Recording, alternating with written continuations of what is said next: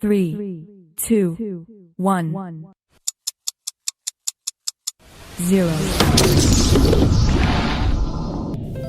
Wah, Shalom Kids. Halo. Apakah kalian semuanya udah semangat ya untuk memuji nama Tuhan? Yuk yang semua yang udah semangat, kita mau berdoa dulu ya. Lipat tanganmu, tutup matamu. Tuhan Yesus, ini setiap kami, hari ini kami kembali lagi Tuhan, kami mau memuji dan memuliakan namamu. Semua yang sudah siap, sama-sama katakan amin. Wih, kocak banget. Kalau gitu sekarang tepuk tangan di atas kepala sama-sama. Kita mau ikutin kakak ngomong ya. Oke. Hey, hey, hey, hey, hey, hey, hey, hey, hey, hey, hey, hey, hey, hey, hey. Sukacita, sukacita, sukacita, sukacita. Ih, kocak banget. Nah, semua yang udah siap ya, lebih lagi memuji nama Tuhan, bilang amin, amin, amin, amin, amin, amin. Wah, kocak. Kita nyanyi lagu ini sama-sama ya. Ikutin gerakan kakak. Tuhan mengasihiku, Dia pegang masa depanku.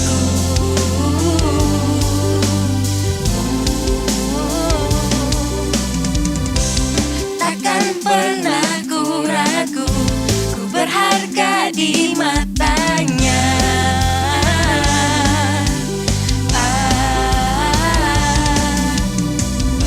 Ku kan terus bertekun, mengejar semua harapku, mengejar semua citaku.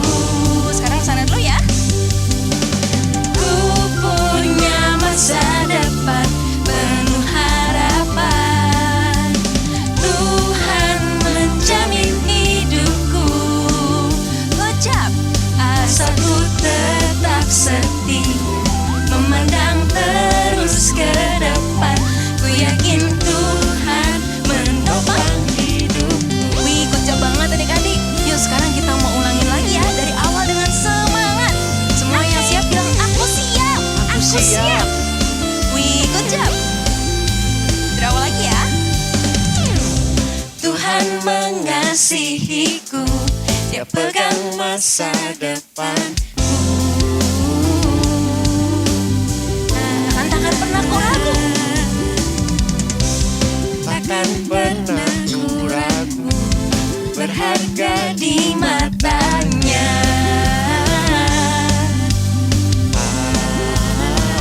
Bukan terus bertekun.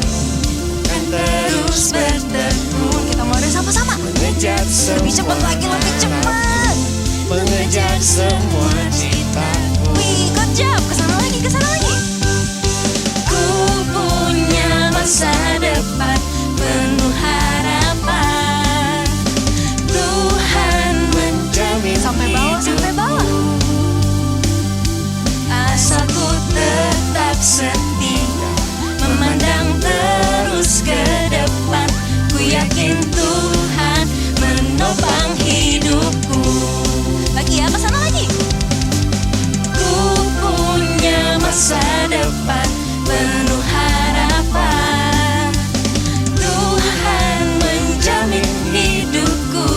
Wah, kocak. Asalku tetap Memandang terus ke depan. memandang terus ke depan.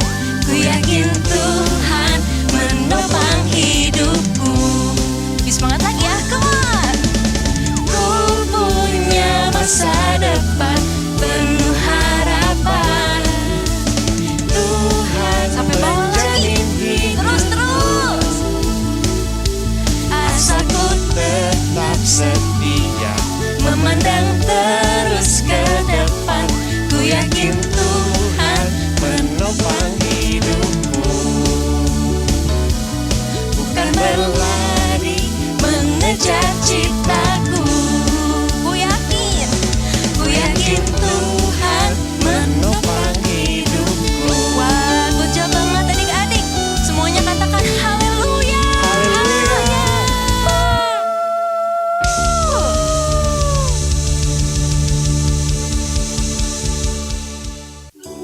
Wow, kocak banget adik-adik. Kayak lagu tadi kita mau ya terus menaruh harapan kita sama Tuhan Yesus. good job. Nah, kita juga mau terus percaya ya, semua rencana yang Tuhan Yesus kasih dalam hidup kakak, dalam hidup adik-adik, semuanya itu pasti baik, good job. Yuk kita mau lebih sungguh-sungguh, kita mau nyanyiin lagu ini sama-sama ya. Ya Tuhan, rancangan-Mu selalu baik bagiku. Ya Tuhan, perbuatan-Mu selalu sempurna bagiku. Yang kurindukan menyenangkan-Mu, jadikan diri-Mu tempat pertama dalam hatiku, mengasihi-Mu sepanjang hidupku. Yesus, Kau segalanya bagiku. Kita mulai dari awal ya. Katakan ya Tuhan. Ya Tuhan, rancangan Selalu baik bagi setiap kami. baik bagiku. Oh ya Tuhan. Ya Tuhan, perbuatan-Mu selalu sempurna bagiku. Yang kurindukan menyenangkan-Mu, jadikan diri-Mu tempat pertama dalam hatiku, mengasihi-Mu sepanjang hidupku. Yesus, Kau segalanya bagiku. Sambil angkat tanganmu yuk. Yang kurindukan menyenangkan-Mu, jadikan diri-Mu tempat pertama dalam hatiku, mengasihi-Mu sepanjang hidupku. Yesus, Kau segalanya bagiku. Yuk kita mau belajar sembah Tuhan. Haleluya. Bilang haleluya. Oh Jesus. Kami mau jadikan Tuhan tempat pertama dalam setiap hati kami. Kita mau bilang Yang kurindukan menyenangkan-Mu, jadikan diri-Mu tempat pertama dalam mau terus hatiku, mengasihi-Mu Tuhan mengasihi sepanjang hidup kami. sepanjang hidupku. Yesus, Kau segalanya bagiku. Angkat tanganmu lebih lagi. Yang kurindukan menyenangkan-Mu, jadikan diri-Mu tempat pertama dalam hatiku, mengasihi-Mu sepanjang hidupku. Yesus, Kau segalanya bagiku. Katakan Yesus, Yesus, Kau segalanya bagiku. Oh Yesus. Yesus, Kau segalanya bagiku. Oh haleluya. Yes Tuhan, kami mau terus Tuhan menjadikan-Mu tempat pertama dalam setiap hati kami. Dan kalau sebentar kami mau dengar firman-Mu, Kau tolong Tuhan berkati setiap kami. Dan dalam nama-Mu kami sudah berdoa dan mengucap syukur. Haleluya. Amin. Shalom adik-adik. Wah, nggak kerasa kita udah di minggu terakhir di tahun 2023 ya adik-adik. Hari ini dengan Kaulan, yuk kita mau sama-sama belajar dari sosok Yunus. Pada suatu kali, Yunus diutus Tuhan untuk pergi ke kota Niniwe. Sebuah kota yang mengagumkan besarnya, 3 hari perjalanan luasnya. Nah, penduduk Niniwe ini banyak melakukan perbuatan-perbuatan yang tidak baik dan tidak takut akan Tuhan. Yunus merasa bahwa penduduk Niniwe pantas dihukum Tuhan karena perbuatan-perbuatan mereka yang jahat. Tapi Tuhan mengasihi jiwa-jiwa di Niniwe. Tuhan mau melalui Yunus, penduduk Niniwe bertobat dan tidak berbuat dosa lagi. Walaupun pada awalnya Yunus menolak, tetapi setelah kejadian dia mengalami badai, dibuang ke laut, ditelan ikan besar lalu selamat, akhirnya Yunus mau pergi ke Niniwe untuk berkhotbah dan menyampaikan kabar baik dari Tuhan. Baiknya penduduk Niniwe mau dengar-dengaran sama Yunus. Mereka sadar dan mau bertobat. Akhirnya mereka berpuasa sampai-sampai hewan ternak mereka ikut berpuasa loh adik-adik. Adik-adik, Kaulan mau nanya nih, siapa dari adik-adik yang kayak Nabi Yunus? Merasa paling benar, merasa kalau apa yang Tuhan suruh itu mungkin keliru. Sampai akhirnya Tuhan tunjukin kalau apa yang Tuhan suruh itu benar. Kaulan juga pernah loh adik-adik, waktu Kaulan mau pergi kerja, Kaulan males-malesan. Kaulan ngerasa kalau waktunya bisa kok sampai kantor tepat waktu. Ternyata di jalan ada kejadian yang gak terduga. Sehingga Kaulan sampai kantornya telat. Kaulan ngerasa sedih adik-adik. Kalau Kaulan dengar-dengaran sama Roh Kudus untuk pergi lebih awal, pasti Kaulan gak akan telat. Seorang Yunus bisa Tuhan pakai untuk membawa damai bagi banyak penduduk kota Niniwe. Kota yang tadinya kacau dan tidak aman berubah menjadi kota yang damai dan aman. Wah, adik-adik, kita juga bisa dipakai seperti Yunus untuk membawa damai bagi negeri kita loh. Dimulai dari hal-hal yang kecil. Misalnya, hidup dengan benar, menjadi teladan bagi teman-teman yang belum percaya, dengan membantu teman-teman sekitar kita tanpa pilih-pilih mereka dari agama apapun. Contohnya, saat teman kalian dari agama Muslim, Buddha, Hindu, Katolik meminta pertolongan, adik-adik tetap mau bantu. Tetap mau hidup rukun sekalipun kita berasal dari suku yang berbeda dari teman-teman kita. Di Indonesia kan ada banyak sekali suku ya adik-adik. Contohnya ada Tionghoa, ada Minang, Batak, Jawa, Sunda, Betawi, dan masih banyak lagi. Lalu ada juga teman-teman kita yang punya keterbatasan fisik adik-adik. Nah, kita nggak boleh ya pilih teman-teman adik-adik, karena saat kita mulai memilih-milih, itu menjadi awal dari perselisihan. Bangsa Indonesia kita ini sangat beragam dari sukunya, agama, budaya, ekonomi, dan lain-lain. Tapi untuk menjaga kedamaian di bangsa kita, ya adalah tugas kita semua. Dalam banyak hal, kita berbeda dengan semua orang. Ada yang berbeda warna kulit, berbeda warna rambut, berbeda agama, suku, dan banyak hal lainnya. Tapi dengan keberagaman tersebut, kita bisa loh adik-adik untuk hidup berdamai dan menjadi perpanjangan kasih Kristus bagi semua orang. Sehingga hidup kita boleh menjadi berkat bagi setiap orang di sekitar kita. Kita harus tetap mengasihi orang-orang yang berbeda dari kita ya adik-adik, karena mereka juga ciptaan Tuhan yang dikasihi oleh Tuhan. Tahun depan bangsa kita akan mengadakan pemilu. Adik-adik tahu nggak arti dari pemilu?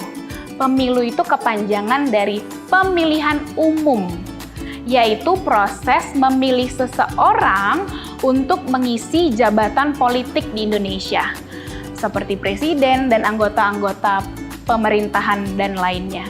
Kita harus berdoa supaya pemilu nanti berjalan dengan tertib dan damai.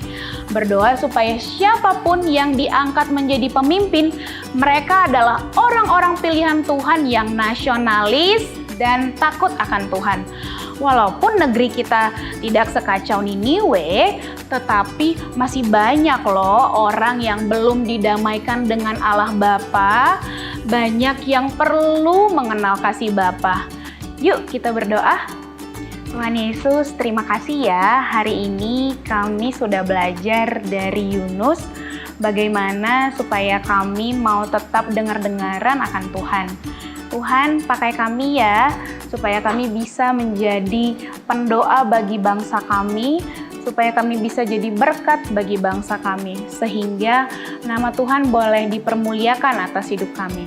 Terima kasih Tuhan Yesus, berkati bangsa negara kami, supaya bangsa kami bisa hidup dengan rukun, dengan damai, dan Tuhan memberkati bangsa kami lebih lagi. Terima kasih Tuhan Yesus, kami telah berdoa dan mengucap syukur. Haleluya, amin. Ini seneng banget ya kita bisa berbagi sama orang yang kurang mampu. Iya dong. Jadi semangat nih. Wah, harum ya. Oke, udah selesai. Yuk kita anterin yuk.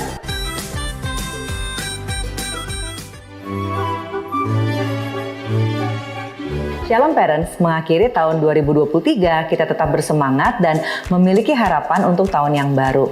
Suatu akhir menandakan akan ada awal yang baru dan tentunya ada begitu banyak harapan yang menyertai di setiap awal yang baru. Banyak dari kita juga mengakhiri tahun ini untuk berefleksi dalam hal mengasuh anak. Ada begitu banyak momen yang perlu direnungkan kembali. Kita merenungkan kembali momen-momen kegagalan, momen-momen kemarahan, dan momen-momen hilangnya kesempatan. Sangat mudah untuk melihat ke depan dan berkata, saya berharap pola asuh saya menjadi lebih baik, jauh lebih baik dibandingkan tahun yang lalu. Ada 4 hal yang dapat kita lakukan untuk menyambut tahun yang baru. Yang pertama, kembali menjadikan firman Tuhan sebagai pengaruh terbesar di dalam kehidupan anak-anak kita. Cara paling efektif untuk melakukan hal ini adalah dengan membiarkan firman Tuhan menjadi pengaruh terbesar di dalam kehidupan parents terlebih dahulu. Ketika anak-anak mendapati kita setiap hari, apa yang mereka lihat itulah yang mereka akan terapkan di dalam kehidupan mereka. Kalau mereka melihat parents sedang belajar Alkitab, mereka akan tahu bahwa firman Tuhan penting bagi kehidupan setiap parents. Dan dalam hal ini, pengaruhnya akan sangat besar di dalam kehidupan anak-anak. Ketika parents bertekad untuk menjadikan firman Tuhan sebagai makanan sehari-hari, anak-anak pun akan melihat sebagai pengaruh terbesar untuk kehidupan mereka. Yang kedua, menggunakan setiap kesempatan untuk mengabarkan Injil kepada setiap anggota keluarga kita. Anak-anak adalah hasil dari penyatuan 2 orang yang berdosa. Ada satu pepatah lama yang mengatakan buah jatuh tidak jauh dari pohonnya. Seringkali kita membenarkan pepatah ini. Sayangnya bagi kebanyakan dari kita, anak-anak kita lebih mirip dengan kita daripada apa yang kita harapkan. Yang juga mencakup sifat-sifat karakter yang tidak terlalu saleh mungkin ya, yang terkadang kita tunjukkan bagi mereka. Ketika kita gagal sebagai orang tua, kita dapat memberikan contoh untuk kita mengakui dan bertobat sehingga anak-anak bisa melihat betapa kehidupan kita diperbaharui. Ketika anak-anak kita gagal, kita dapat mengajar mereka untuk mengakui dosa-dosa mereka, meninggalkan dosa-dosa mereka, dan berbalik kepada Kristus di dalam iman. Injil hendaknya menjadi bagian yang integral di dalam kehidupan kita. Hal ini bukan sesuatu yang kita dapatkan hanya satu kali pada saat kita memperoleh keselamatan, meskipun itu adalah bagian daripada keselamatan yang kita terima. Namun hal ini adalah pesan keselamatan yang akan kita teruskan kepada anak-anak kita berulang kali.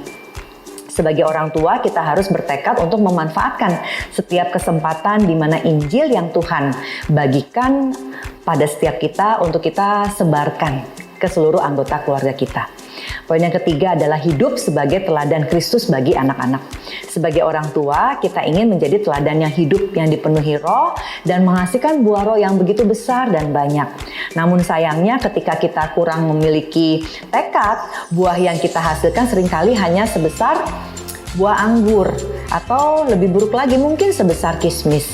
Orang tua yang bertekad untuk hidup dan menggunakan hidupnya menjadi teladan bagi anak-anaknya akan menjalani kehidupan yang penuh dengan roh karena mereka dipenuhi dengan firman Tuhan. Ketika orang tua memilih untuk menjalani kehidupan yang berbeda, maka mereka akan menjadi teladan Kristus.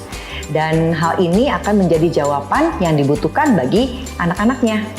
Kemudian yang keempat, menjadi orang tua dengan lebih banyak kasih karunia dan lebih sedikit hukuman. Di dalam Alkitab kita belajar bahwa Kristus datang untuk menggenapi hukum Taurat. Di dalam Matius 5 ayat 17, dan Kristus menawarkan anugerah kasih karunia yang cuma-cuma kepada semua orang yang percaya.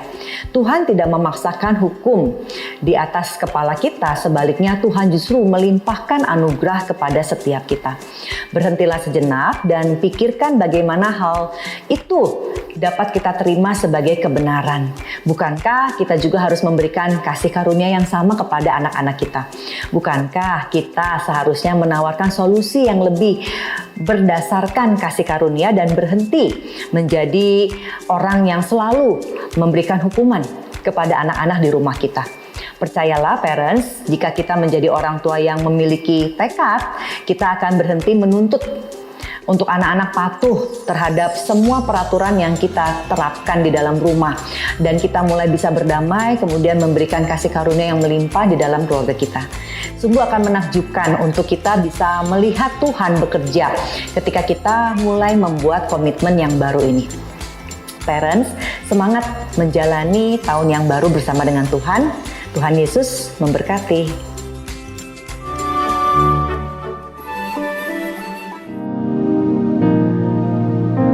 Tuhan Yesus pakai dan urapi Opa Niko untuk mempersatukan gereja-gereja di Indonesia agar ada damai sejahtera bagi negeri ini. Kami percaya dari Sumatera sampai Papua ada damai sejahtera. Tuhan Yesus berkatilah bangsa kami dengan damai sejahtera-Mu menjelang Pilpres yang akan datang dan memasuki tahun 2024. Kami katakan, damailah Indonesiaku, damailah Indonesiaku. Adik-adik, siapkan hati untuk menerima berkat Tuhan. Demikianlah firman Tuhan. Tuhan memberkati dan melindungi engkau. Tuhan menyinari engkau dengan wajahnya dan memberikan kasih karunia.